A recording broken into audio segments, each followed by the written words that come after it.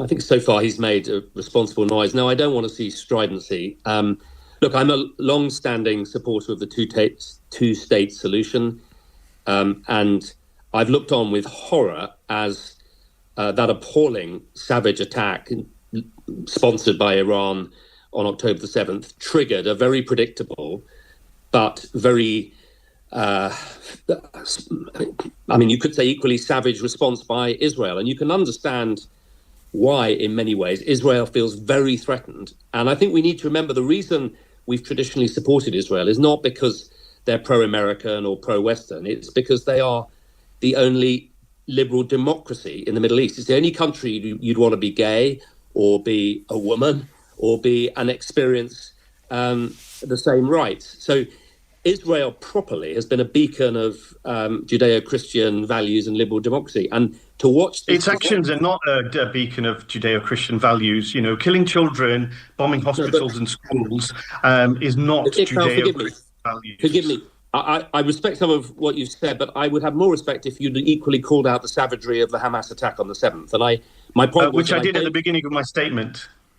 I didn't hear. Sorry. I just don't think we need a stridency in the Middle East. I think we need, and I think the UK's role is to provide some considered, historically informed statesmanship and leadership, try and take the temperature out, not least of Donald Trump's stirring it up, and try and find a solution.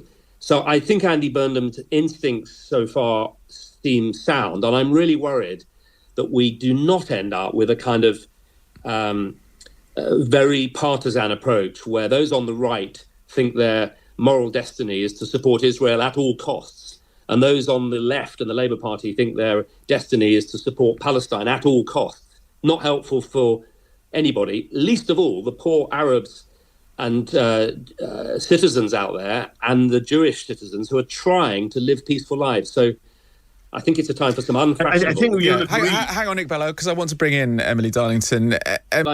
I do think France and the UK bear a particular responsibility for some of the post-colonial legacy that has shaped this. And I think it is a moment where we and France could and should step in together and try and help broker.